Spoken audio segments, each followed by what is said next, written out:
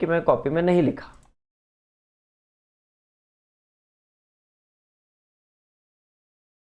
Ten point one की नहीं, वापस झूठ मत बोलना। No sir. कल पूरा करके रखना 10.1 भी, और जहां तक आज पढ़ा दूं। Same with Rishika. Okay sir. NCERT आज का मेरे को बोलना नहीं पड़ना चाहिए, आप डेली के बेसिस पे करके रखोगे। सर मैं आपको पीडीएफ भेज दूंगा आज शाम को। ब्रीदिंग, ब्रीदिंग शुरू करते हैं। ब्रीदिंग के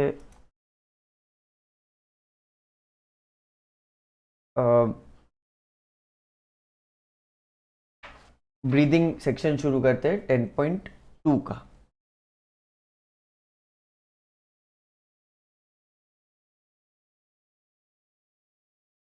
ब्रीदिंग का मतलब आप इनहेल करते हो,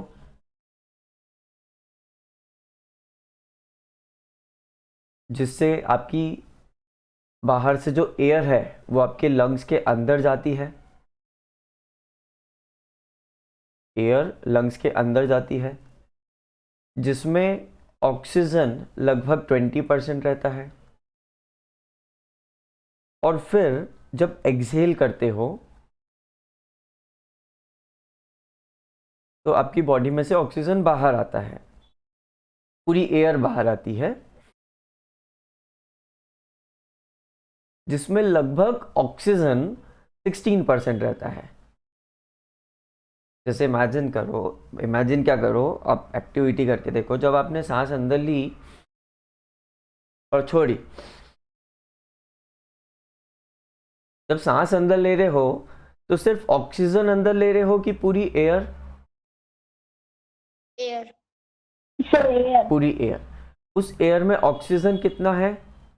लगभग 20%। 20%। जब आप एक्सहेल करते हो तो आप रुकते नहीं हो कि पूरा ऑक्सीजन कंज्यूम हो जाए, और वो नॉर्मल सी बात है।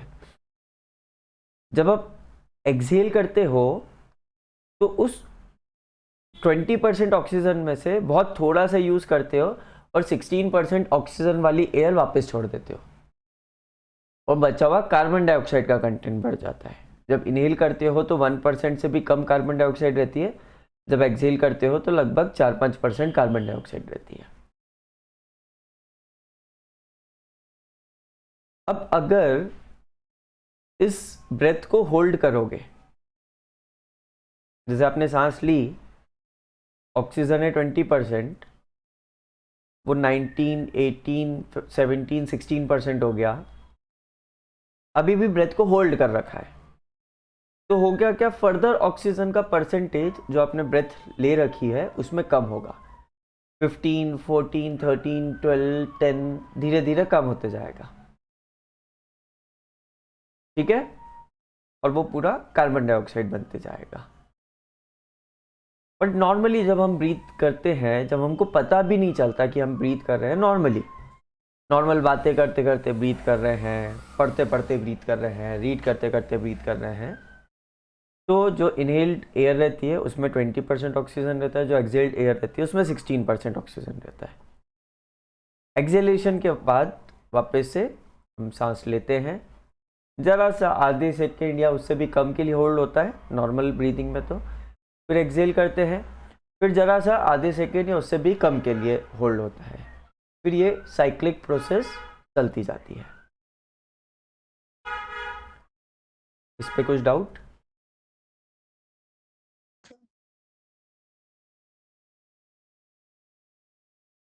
तो ऑक्सीजन ही कार्बन डाइऑक्साइड बन जाता हाँ, ऑक्सीजन कार्बन डाइऑक्साइड बन जाता है। जो है। सर साइक्लिक प्रोसेस का मतलब क्या होता है? वो साइक्लिक इस प्रोसेस का साइक्लिक प्रोसेस। साइक्लिक प्रोसेस मतलब इनहेलेशन, फिर एक्सहेलेशन, फिर इनहेलेशन, फिर एक्सहेलेशन, फिर इनहेलेशन, फिर एक्सहेलेशन। एक साइक्लिक से साइकिल में चल रही है, मतलब रिपीट हो रही है वापस वापस, उसको बोलते हैं साइक्लिक प्रोसेस। ऑक्सीजन ही कार्बन डाइऑक्साइड बन जाता है कैसे? जब आप ब्रीथ इन करते हो तो जो एयर है वो आपकी बॉडी के अंदर के फूड, सेल्यूलर लेवल के अंदर के फूड के साथ रिएक्ट करती है, उसमें से ऑक्सीजन रिएक्ट करता है और वहां पे कार्बन डाइऑक्साइड बनने लगती है।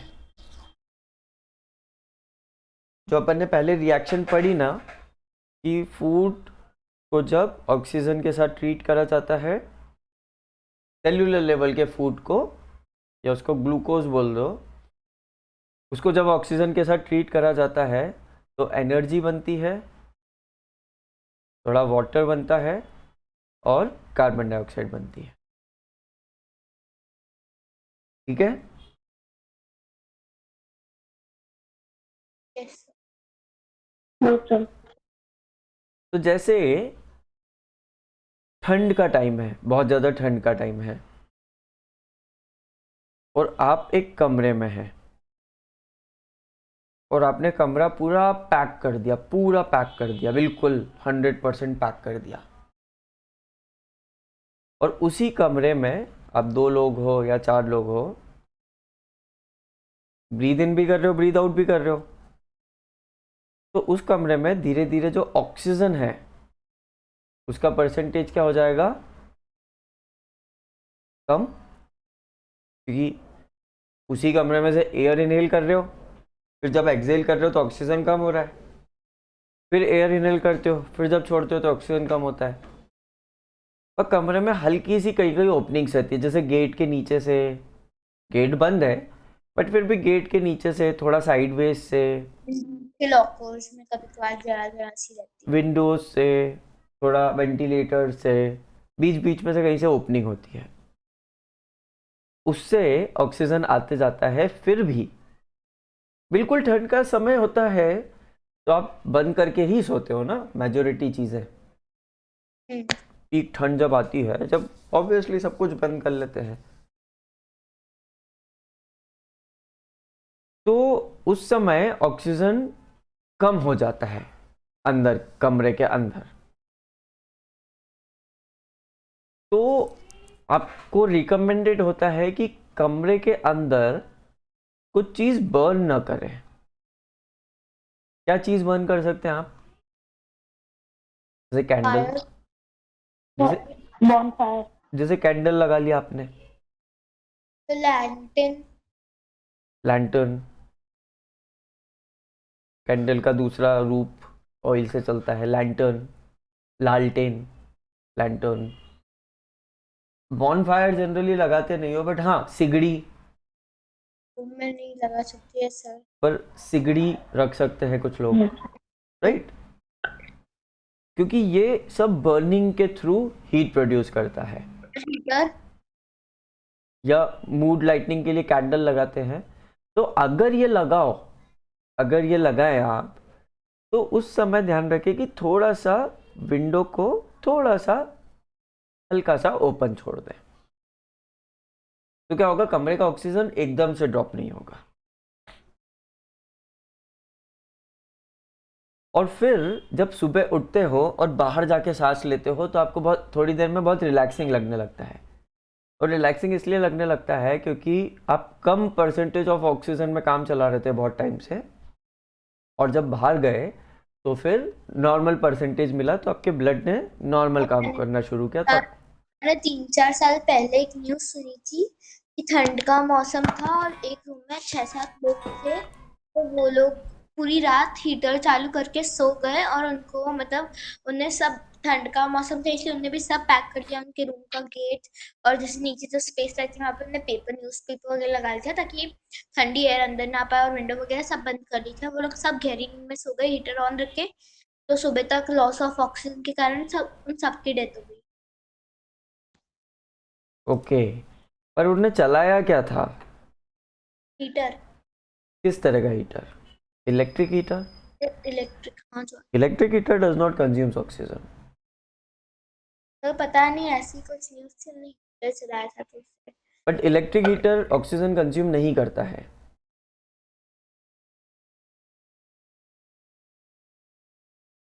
सो फिर पता नहीं कुछ और हीटर चलाया होगा, लेकिन जहाँ तक मेरे को याद है हीटर, कोई सा हीटर ही चलाया था, पता नहीं कोई और हीटर होगा।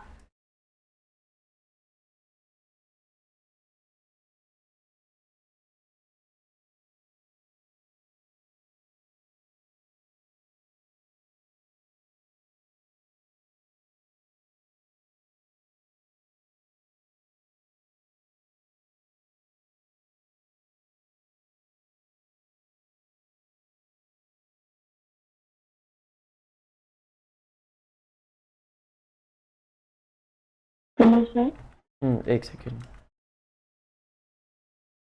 इलेक्ट्रिक हीटर तो ऑक्सीजन कंज्यूम नहीं करता है। हाँ, कुछ आग वगैरह जैसा करा होगा।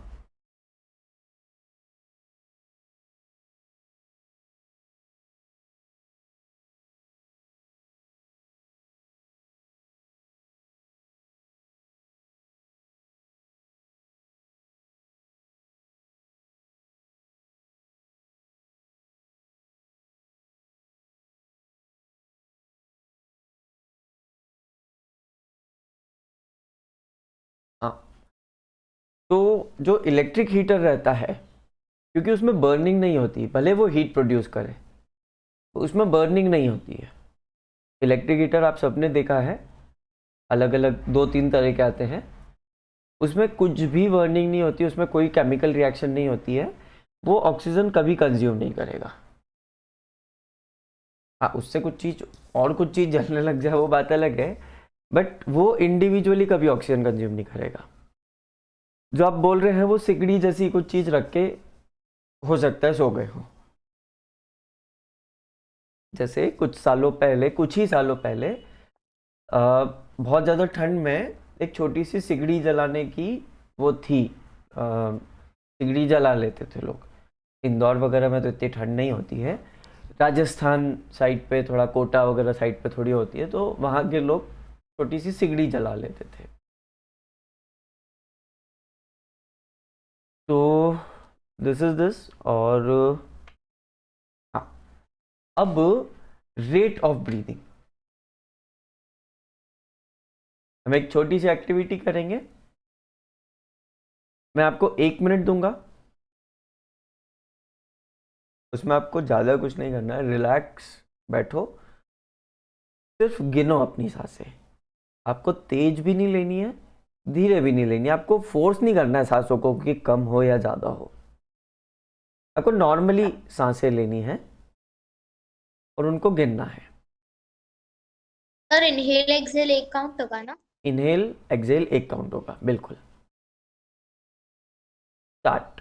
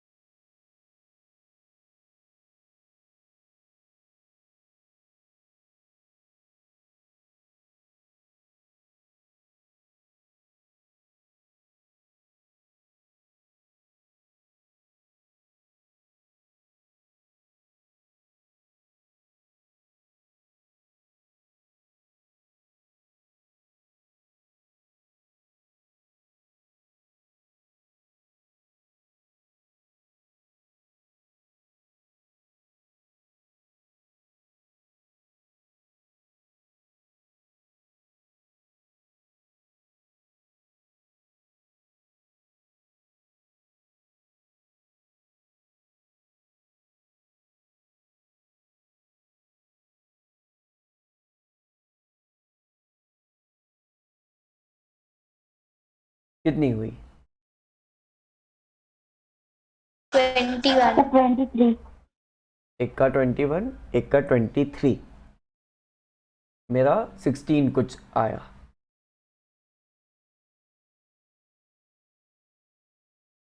जब भी मैं आपकी क्लास से कराता हूँ, हर साल 7th क्लास से कराते ही हूँ, तो सबका 20+ ही आता है।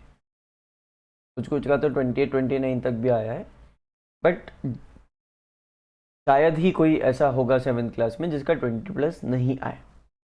हाँ, फोर्सफुली आप करोगे तो कम हो सकता है, बट नॉर्मल ब्रीदिंग आपका 20+ आता है। बट मैं बड़ी क्लास में यही एक्टिविटी कराता हूँ, सेम एक्टिविटी मैं 11th-12th में कराता हूँ, या मैं करता हूँ, या मैं घर पे कराता हूँ, तो 16, 15, 17 ऐसा आता है। Can you tell the difference?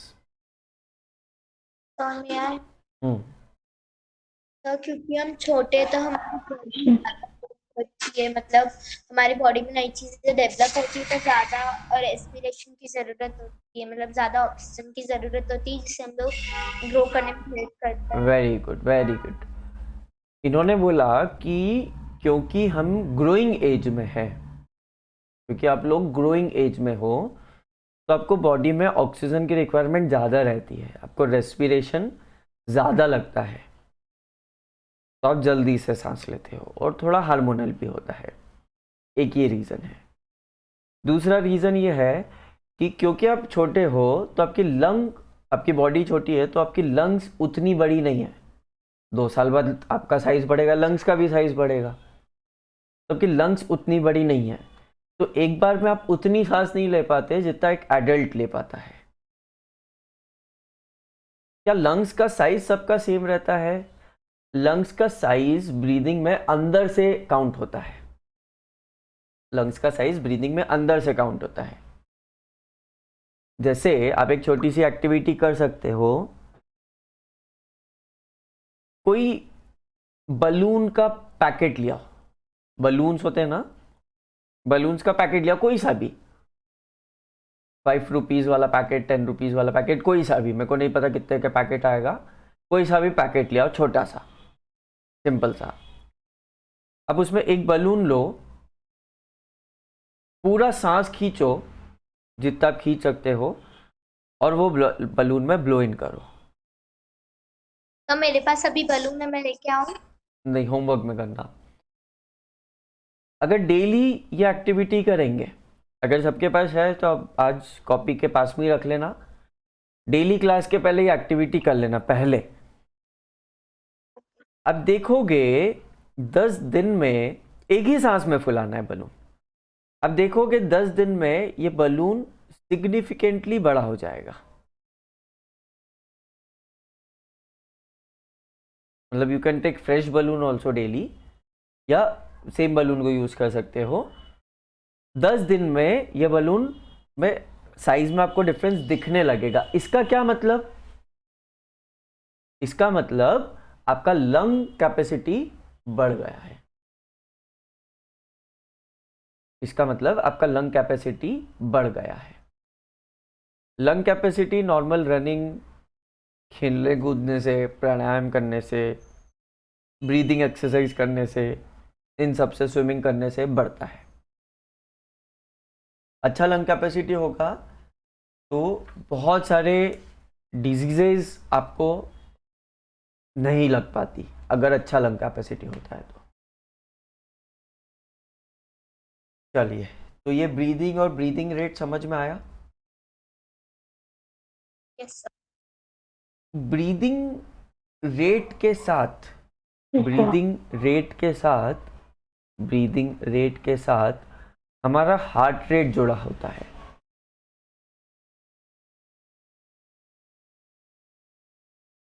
तो अगर हमारा हार्ट रेट जुड़ा होता है और हार्ट रेट के थ्रू हमारा ब्रेन कनेक्टेड होता है, और ये इंटरलिंक्ड होते हैं, और ये भी। यस। तो अगर कभी आपको स्ट्रेस होता है तो आपके ब्रेन का असर आपके हार्ट रेट पे जाता है। तो अब ब्रीदिंग को कंट्रोल करके रिलैक्सिंग सांसें लेके आप अपने हार्ट रेट को नॉर्मल कर सकते हो और ब्रेन को थोड़ा शांत कर सकते हो।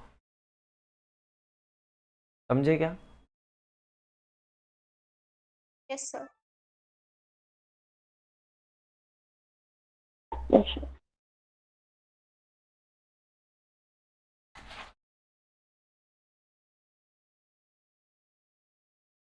होली खेली है?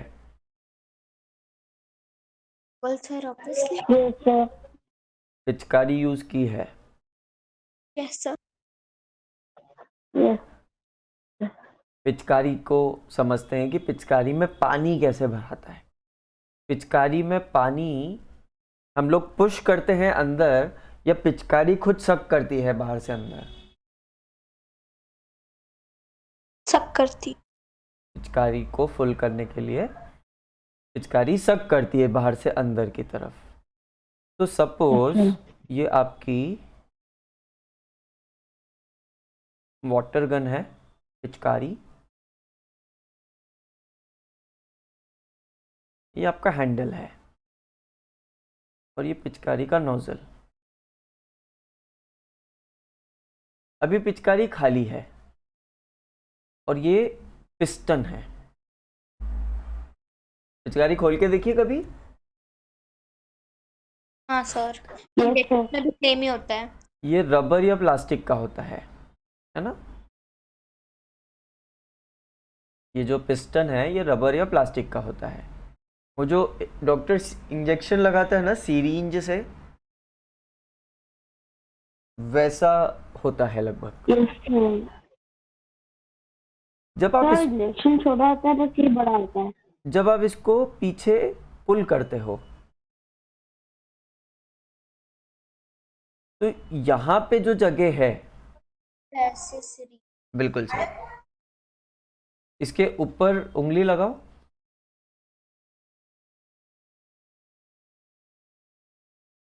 थोड़ा सा ऊपर रखो। हाँ, परफेक्ट। ऊपर उंगली टाइट लगा के रखना, पीछे की चीज को खींचो।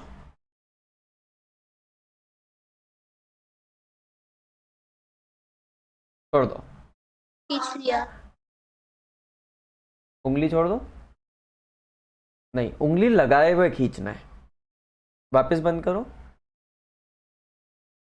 उंगली, एक्चुअली ना ये इंजेक्शन ना थोड़ा जाम है। हाँ, उंगली लगा के मैं फिर से खींचना ट्राई है। करती हूँ। उंगली लगा के खींचो। बहुत प्रेशर लगता है। छोड़ो, छोड़ दिया। सर क्या छोड़ना है?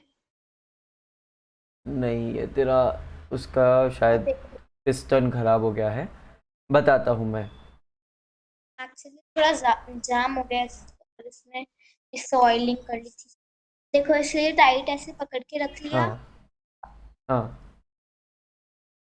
ज्यादा प्रेशर छोड़ दे, लग रहा छोड़ दे, है। छोड़ दे।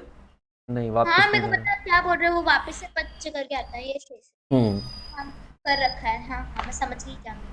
यहाँ पे मैं क्या बोल रहा था मोग, मैं यहाँ पे ये बोल रहा था कि जब इसको पीछे पुल करते हो तो ये जो जगह है, ये जो जगह है यहाँ पे लो प्रेशर बन जाता है। लो प्रेशर समझते हो? Yes sir. जब आप स्ट्रॉ से नारियल पानी पीते हो या कुछ ड्रिंक पीते हो स्ट्रॉ से, तो आपको सक करना पड़ता है। सक करते समय आप मुंह में लो प्रेशर बनाते हो, राइट? आप मुंह में लो प्रेशर बनाते हो। तो वैसे ही यहाँ पे भी लो प्रेशर बनता है। क्योंकि यहाँ पे लो प्रेशर बनता है इसलिए आगे जो भी चीज़ रहेगी ये उसको अंदर सक कर लेगा। तो अगर इसको पानी की बकेट में डाल के, अगर इसको पानी के बकेट में डाल के ऐसा खींचा जाता है तो आगे की तरफ लो प्रेशर बनता है और ये खींच लेता है बाहर की चीज़ को अंदर। उसी तरह से हमारी लंग्स वर्क करती है। लगभग उसी तरह से हमारी लंग्स वर्क करती है। लंग्स कहाँ होती है पता है आपको?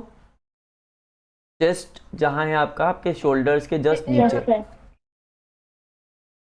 तो अब अपनी बुक केज के नीचे।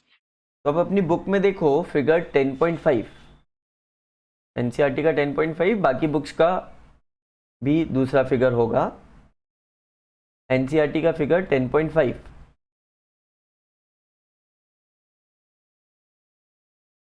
Yes sir. ए फिगर देखो इसका, उसमें लंग्स बाहर की तरफ जा रही है सारी तरफ से, राइट? तो जो एयर आने की जगह है, यस सर।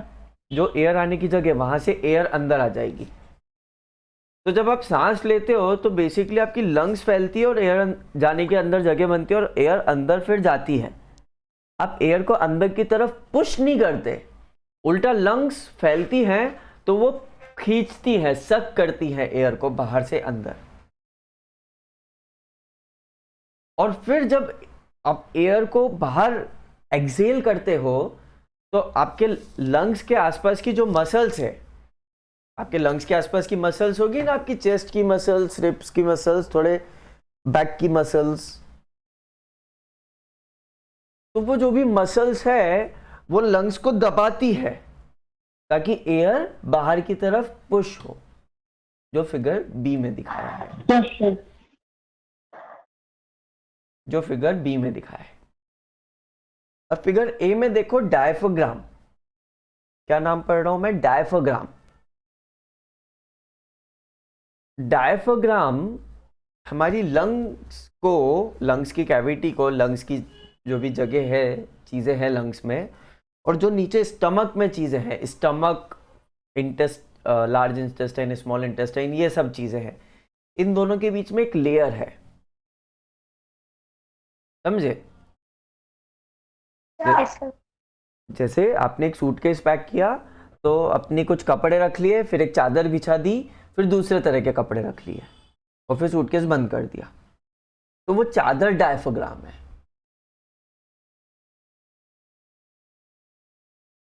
जब ये डायफ्राम नीचे पुश होगा, जब सांस ले रहे हो तो डायफ्राम नीचे जाएगा, तो जब ये नीचे जाएगा तो जो स्टमक में चीजें हैं, मतलब सारा आपका स्टमक, इंटेस्टाइन, ये सब चीजें हैं जो पेट के यहाँ पे चीजें हैं, वो दबेगी तो उनको जगह तो चाहिए, तो वो बाहर आती है। इसलिए सांस जब हम लेते हैं तो हमारा पेट बाहर आग की तरफ आता है,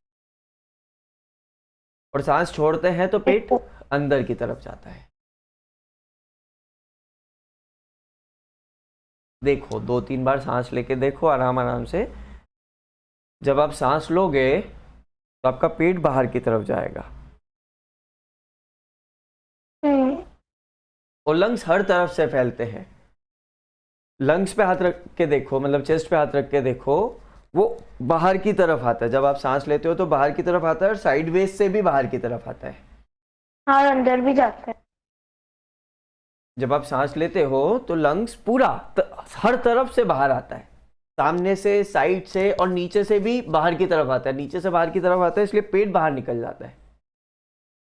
और जब सांस छोड़ोगे तो पेट भी अंदर जाएगा और लंग्स भी हर तरफ से अंदर जाएंगे। सर, ये बेस्ट तब दिखता है जब कोई बहुत मोटा, मतलब कोई बहुत मोटे इंसान होते हैं और वो सो रहे होते हैं ना, तो फिर ऐसा एक्सीलेंट कहता है। हाँ, बेस्ट एग्जाम। ऐसे डांस जैसे करते हैं। हाँ, हाँ सर, कोई मेरे को भी बहुत याद मोटा आया, इंसान मेरे होता है, वो सोता है तो। एक मामा जी थोड़े मोटे ज़्यादा है, तो मेरे को ध्यान आया जब मैं बचपन में एक बार उनको देख रहा था। हाँ तो सर, मैंने भी देख रखा है, लाइक वो लोग सोते हैं तब तो ज्यादा वहाँ पे ऐसा ऐसा पूरे इतना भयंकर पूरी, बाहर आता है। हाँ, ऐसा लगता है मशीन चल रही हो। तो ये बाहर आना और अंदर आना, आपकी बॉडी में कुछ भी मोशन होता है वो मसल्स के थ्रू होता है। कोई भी मोशन मसल्स के थ्रू होता है, इसलिए आपका हार्ट पूरा मस्क्यूलर है, और किसी भी चीज का मोशन करते हो तो वहां की मसल्स डेवलप होने लगती है। लंग्स का भी मोशन करते हो तो वहां की मसल डेवलप होने लगती है। ठीक है? सर, अब क्या ये लंग्स दो बलून्स हैं या छोटे छोटे बहुत सारे बलून्स हैं, ये हम देखेंगे। पर उसके पहले हम कुछ पार्ट्स पढ़ेंगे फिगर 10.4 के, जिसमें लेबल्स दिए हुए हैं। दूसरे बच्चे जिनकी एनसीईआरटी नहीं है उनको भी कुछ फिगर होगा अपनी बुक में जिसको लेबल्स दिए हुए हैं अलग अलग। मेरे पास तो है सर। आप आपकी बुक में से भी देखिएगा। तो जो विंड पाइप है, जो फिगर विंड पाइप है एनसीईआरटी का 10.4, उसको क्या बोला है अमोक बताएगा? जो मेन विंड पाइप है जिसके थ्रू सांस जा रही है अंदर, उसको क्या बोला है? फैरिंग्स। बिल्कुल सही, बिल्कुल सही अमोक, फैरिंग्स। फैरिंग्स 2-2 3-3 बार बोलते रहना हर नाम को। फैरिंग्स, फैरिंग्स। विंड पाइप को फैरिंग्स बोला है।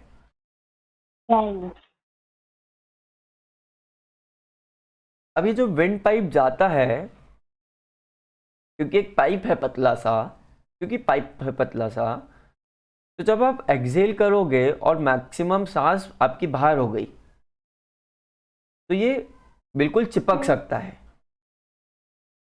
ना। Yes, sir. आपने किसी पतले पाइप को देखा होगा जब उसमें पानी ट्रांसफर करा और जब उसमें से पानी नहीं जा रहा है तो चिपक जाता है, हचक जाता है, दब सर जाता हवा है। के कारण स्ट्रॉ में देखा है, हवा के इस कारण एकदम ऐसी। और सर वो प्लास्टिक बॉटल्स पिचक जाते सबसे हैं। अच्छा एग्जांपल है, तो प्लास्टिक उस बॉटल। फैरिंग्स को सपोर्ट करने के लिए एक बोन की रिंग्स है, फैरिंग्स को सपोर्ट करने के लिए एक बोन की रिंग्स है जिनको बोला है ट्रेकिया।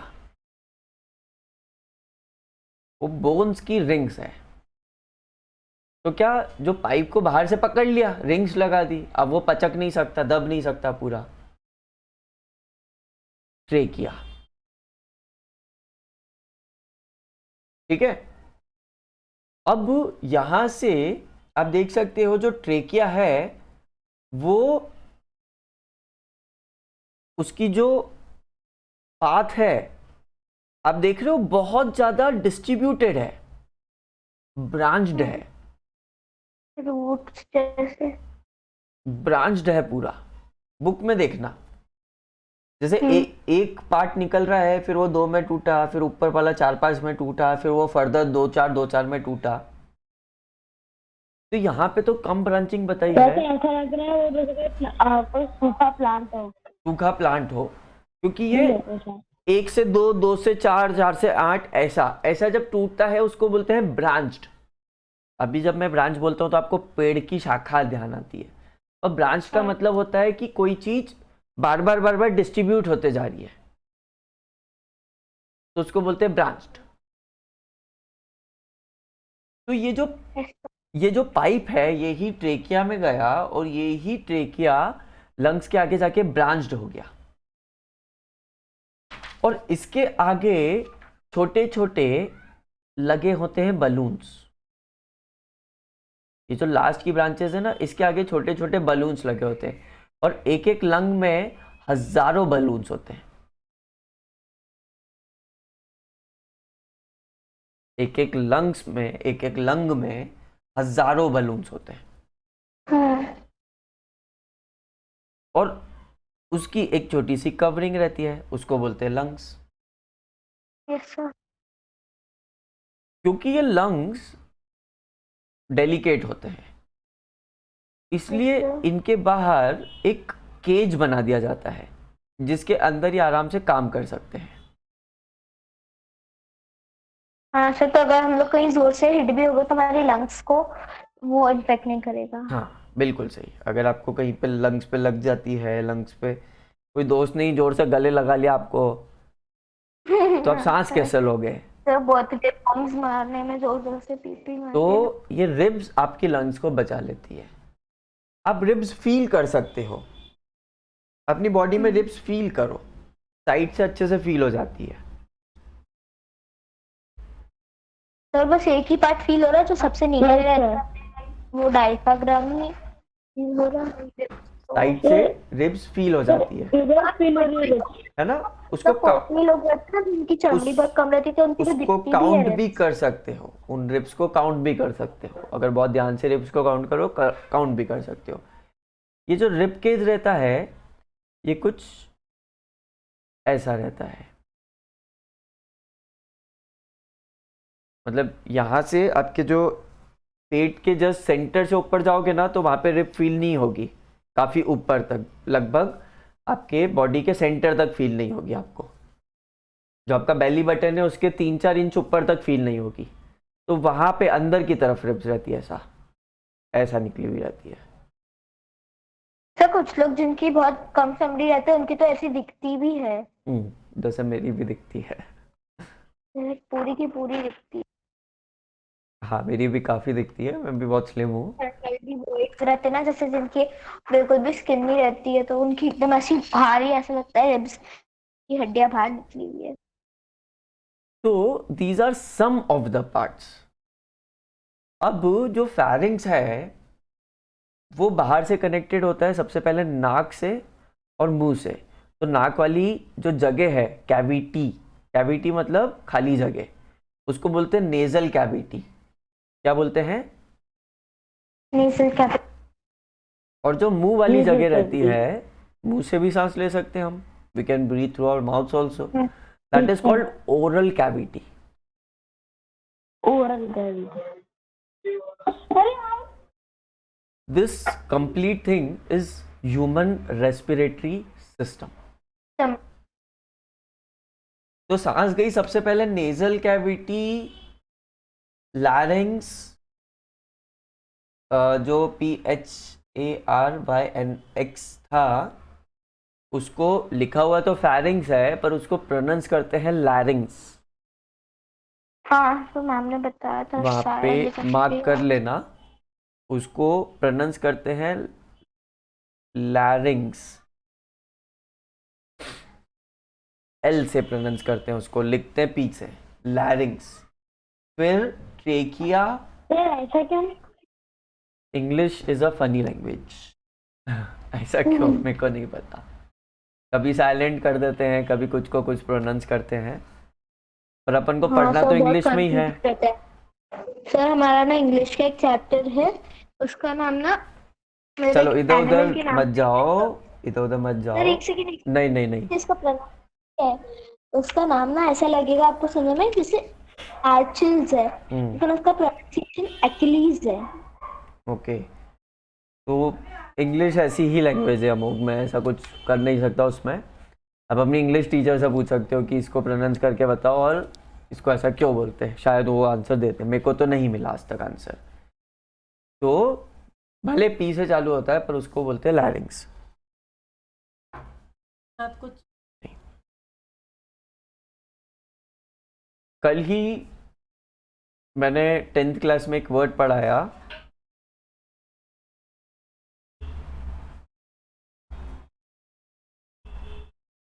क्या पढ़ेंगे इसको?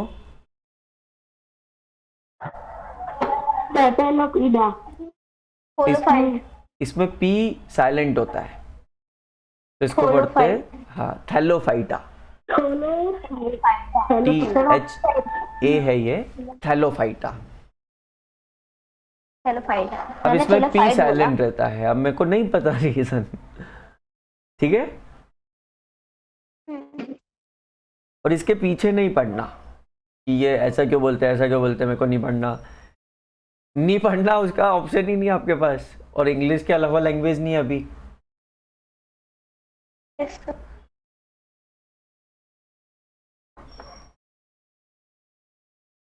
और इसके नीचे होता है डायफ्राम,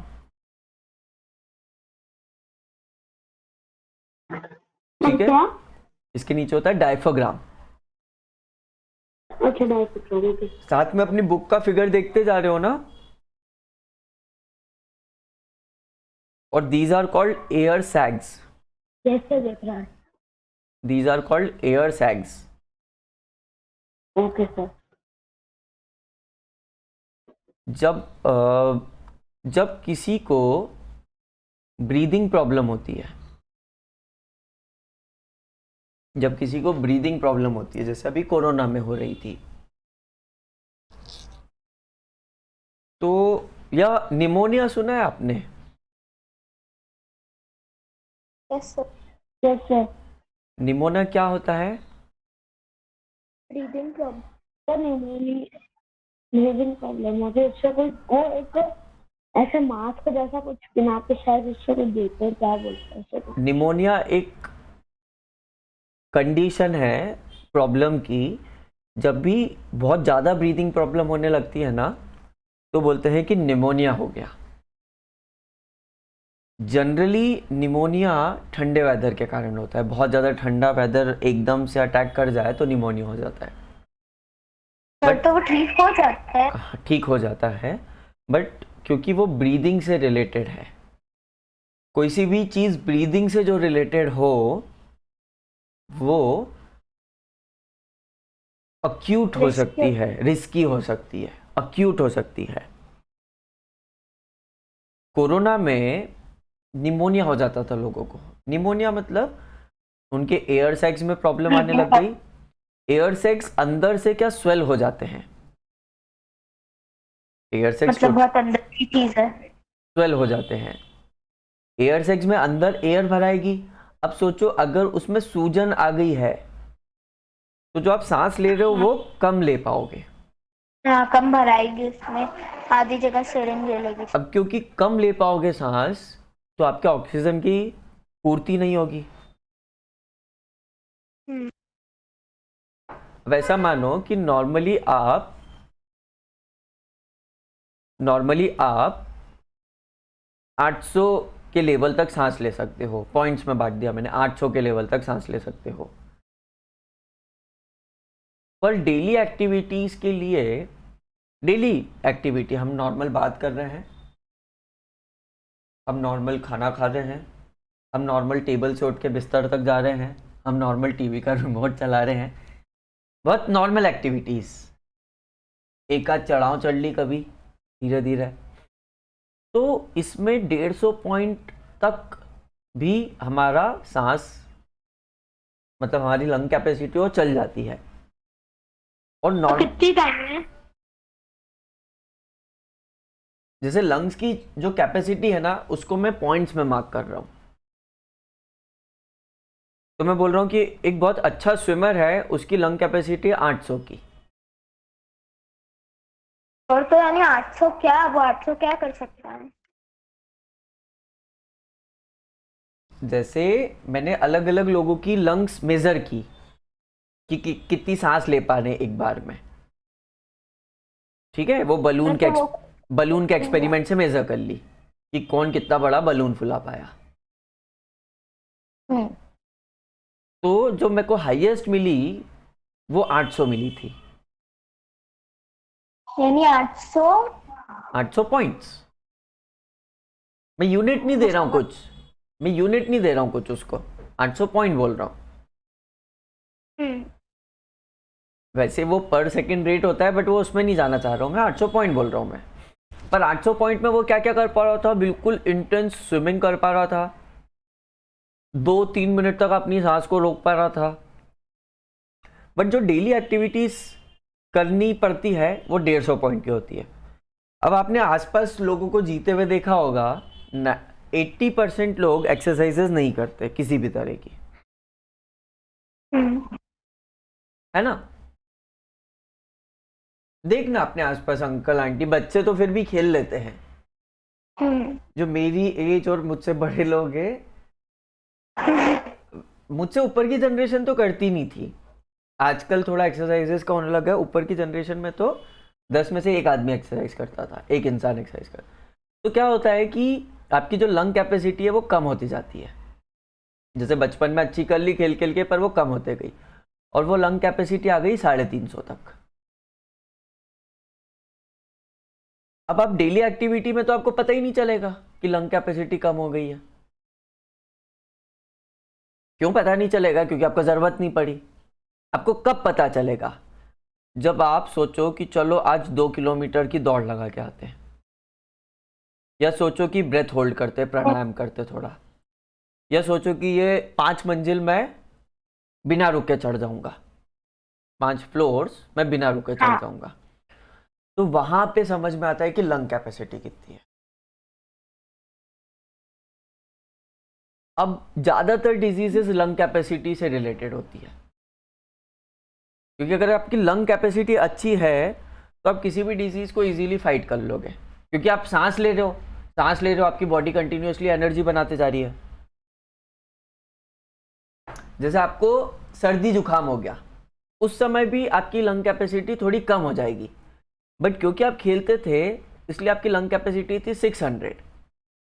तो आपको कुछ सर्दी जुकाम हुई तो 600 से गिरते गिरते कितनी गिरेगी? 400 तक गिरेगी।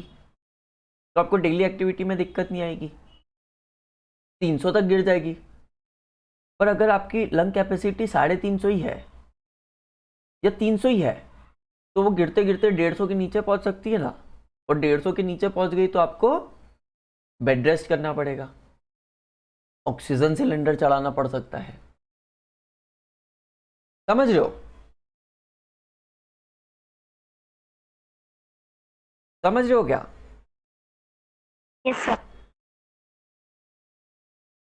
मेरे को एलर्जी की प्रॉब्लम है। अस्थमा वर्ड सुना है आप लोगों ने? Yes sir. अस्थमा एक एलर्जी होती है, यस सर। तो मेरे को वो है थोड़ा। अस्थमा एक एलर्जी होती है। तो मेरी लंग्स जो है उनकी टेंडेंसी है वो स्वेलिंग दो की। तरह की अस्थमा होती है क्या? हाँ, 2 तरह का अस्थमा होता है क्या? एक अस, पानी अलग से भी अलग। होता है शायद, या एयर, पानी या एयर से होता है ना एक तरह का अस्थमा। अस्थमा जितना मेरे को पता है वो एलर्जी कंडीशन है, सबको अलग अलग चीज़ों से एलर्जी हो सकती है। जैसे मेरे को सबसे ज़्यादा, अच्छा, मतलब एलर्जी है। और वो एलर्जी से लंग्स जो एयर सैक्स है उसमें स्वेलिंग आ जाती है, जो सेम निमोनिया में होता है। निमोनिया में ज़्यादा हो जाता है, इसमें कम होता है। मुझे पर्सनली डस्ट से ज़्यादा है, बहुत ज़्यादा है। अक्यूट कोल्ड, अक्यूट कोल्ड से ज़्यादा है अगर मैं एकदम से चले जाऊँ तो। जैसे अभी ठंड आ रही है ना, अभी तो आई नहीं, बट जैसे ठंड आ रही है और मेरे को खेलने जाना है सुबह सुबह, तो मैं पहले कमरे में थोड़ा वार्म अप करता हूँ, 5 मिनट हट, थोड़ा सा कि बॉडी गर्म हो जाए। तो जो ठंड है वो मेरी अंदर जाके इफेक्ट नहीं कर पाएगी क्योंकि मेरी बॉडी गर्म है। समझ रहे हो? जैसे मैं जब आप छोटा था तो मुझे ध्यान है, मेरे को बास्केटबॉल बहुत ज़्यादा पसंद था। तो छोटा भी नहीं, फर्स्ट ईयर कॉलेज में, तो मुझे टाइम नहीं मिलता था, तो मैंने दोस्त के साथ सुबह 4:30 बजे बास्केटबॉल जाना शुरू कर दिया सुबह, ठंड में। तो मैं 4 दिन गया और 4 दिन के बाद मुझे अस्थमा की बहुत दिनों तक प्रॉब्लम रही, क्योंकि मैंने वार्म अप करके नहीं गया था। फिर मैंने डॉक्टर को दिखाया, उनने पूछा क्या करा, तो फिर उनने बोला कि अगर जाना भी है, वैसे तो इग्नोर करो, अगर जाना भी है तो वार्म अप करके जाओ, और खेलते समय हो सके तो मुंह पे मास्क लगा लो, तो जो सांस अंदर ले रहे हो वो थोड़े गर्म जाएगी। तो कुछ डिजीजेज में, काफ़ी सारी डिजीजेज में प्रॉब्लम क्या होती है कि जो एयर सैक्स है उनकी टेंडेंसी हो जाती है स्वेल हो जाने की। तो मेरे पास एक मीटर है जिसमें ये पॉइंट्स हैं। तो जब मेरे को प्रॉब्लम रहती है और मैं उस मीटर में रिकॉर्डिंग लेता हूँ तो 200-250 तक जाती है मेरी रिकॉर्डिंग। तो डॉक्टर ने मेरे को बोला है कि 450 प्लस रखो अपनी, हमेशा 450 प्लस रखो हमेशा। सिंपल सा मीटर है, उसमें ब्लो करना रहता है, जैसे बलून में हवा डालते हैं वैसे ही उसमें डालना रहता है। वो बोले इससे नीचे जाए तो जिस चीज़ों से एलर्जी उससे बचते जाओ, अगर इससे ऊपर जा रही है तो नॉर्मल जो जीते हो वैसे जियो, इससे नीचे जाए तो जिन चीज़ों से एलर्जी है उससे थोड़ा बचते रहो। सर एक मशीन हमारे घर पे भी है, उसमें कुछ बॉल्स ऐसी था, आप उसमें फूंक मारो तो सारी बॉल्स अगर ऊपर चिपक गई आपके एयर से, यानी आपका एयर लेवल सही है, पता नहीं वो बहुत अजीब कुछ है, तो उसमें बस हाँ आपको फूंक मारनी होती है। हाँ, वैसी भी वो मशीन आती है, मेरे पास भी हाँ, वो भी उसी तरह की है, सही उसी कॉन्सेप्ट पे बनी है, बट उसमें एक एक छोटा सा वो है लेवल, वो ऊपर शिफ्ट हो जाता है, जितनी तेजी से उसमें हवा मारो उतना ऊपर शिफ्ट हो जाता है। हमारे उसमें बॉल्स है। हाँ, तो वो जो बॉल्स वाली है ना, वो लंग कितना वॉल्यूम इकट्ठा कर रही है उसको मेजर करने की है। और ये जो मेरी है ये पीक फ्लो मीटर है कि मैं जब कितनी तेजी से सांस छोड़ सकता हूँ। जैसे आपने वो गेम खेला होगा कैंडल रख के बुझाने का, हवा फूक मार के, हाँ सर, आजकल यूट्यूब पे बहुत चल रहा है। तो वो वैसा है मेरा, कितनी तेजी से फूक मार सकता हूँ उसके हिसाब से है। Yes sir. तो मैंने खुद ने देखा कि जब मैं रेगुलर प्राणायाम या खेल रहा हूँ, मतलब मैं आप लोगों को भी बोल रहा हूँ कि अगर आप लोग इस चीज़ का ध्यान रख लो तो बहुत सारी डिजीज से बच सकते हैं। कि आप कितनी देर तक ब्रेथ होल्ड कर पा रहे हो। बहुत सिंपल हो, मतलब बहुत कम टाइम लगता है, कभी भी कर सकते हैं। ठीक है, चलिए तो ये वाला सेक्शन भी करके रखेंगे। 10.3 ये वाला सेक्शन भी करके रखेंगे, रीडिंग भी और बाकी चीज़ें भी। 10.3 और 10.4 भी हम लोगों ने कवर कर लिया डिस्कशन में। अब अगली क्लास में हम लोग 10.5 और एक्टिविटी 10.6 सेक्शन डिस्कस करेंगे। Okay sir. सर आप मुझसे बात करने वाले थे पेपर के बारे में। हाँ, देखो, अगर क्योंकि आप एकायना में हो, पेपर जैसा आता है वैसा मैंने देखा है, तो 70, 80, 85% मार्क्स के आसपास ठीक है। अमोक का इजी पेपर आता है तो अमोक से मैं थोड़े ज़्यादा एक्सपेक्ट करता हूँ, पेपर पे डिपेंड करता है Yes, मार्क्स। sir. तो ये ठीक है, गुड इनफ है मेरे एंड से। मुझे 64.5 आउट ऑफ 80। 64.5 आउट ऑफ 80, तो ये 85% से ज़्यादा है।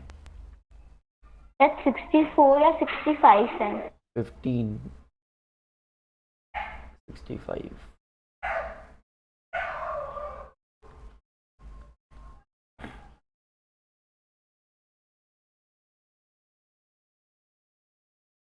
एट, 6, 7,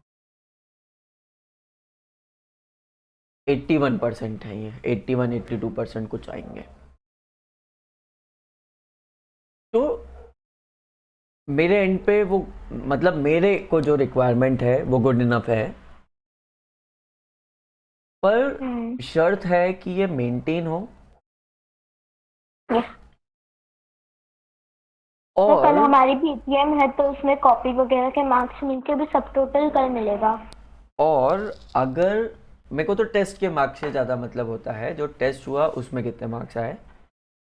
और अगर इसमें आप कभी आपको हो कि इस पर्टिकुलर एग्जाम में तो बहुत अच्छे मार्क्स लाने हैं, तो आप में आपको पता होना चाहिए कि 90 प्लस पे कैसे पहुंचा इसको। जैसे इस सर मुझे 77 मार्क्स आए थे आउट ऑफ आउट ऑफ 100। 100, ठीक है, इसको इम्प्रूव कर सकते हैं क्योंकि आपका पेपर इजी आता है अमोक। मैंने आप दोनों का पेपर देखा है, तो अमोक जितना एक्टिव बच्चा है उसके हिसाब से उसको 90 की रेंज में आनी चाहिए। बट क्योंकि कभी वो क्लास के अलावा कम पढ़ता है, ये पता है मेरे को, अमोक क्लास के अलावा बहुत ना के बराबर पढ़ता है, और अभी आदत नहीं डली तो कभी नहीं डलेगी। तो थोड़ा टाइम फिक्स करो और पढ़ो, आप देखोगे सिग्निफिकेंट इंप्रूव होगा मार्क्स में। ऋषिका, आपको पॉइंट्स पता होने चाहिए। 81% मार्क्स मेरी नज़र में गुड इनफ है, अगर आपको सब कुछ चीज़ें समझ में आ रही है। अब सिर्फ मार्क्स के पीछे दौड़ो और फिर समझ छोड़ दो चीज़ों की, वो गलत है। तो अंडरस्टैंडिंग आपकी अच्छी है, अंडरस्टैंडिंग आपकी अच्छी है। अगर मेंटेन करते हुए चलोगे मार्क्स को, तो हम कभी भी इन मार्क्स को स्ट्रेच कर सकते हैं। मैं ऑफलाइन क्लासेस 8 तारीख से शुरू करूंगा, ओके क्योंकि दिवाली आ रही है तो 8 तारीख से शुरू दिवाली के बाद ही। करूंगा। अब और आपको हाँ, पता, मम्मा भेज देगी। ओके, और आपको पता होना चाहिए कि कब प्रॉपर बढ़ाने हैं मार्क्स, यस। ठीक है? चलो हाँ, ठीक है, मिलते हैं कल। Thank you. Okay sir, thank you, bye, have a nice day.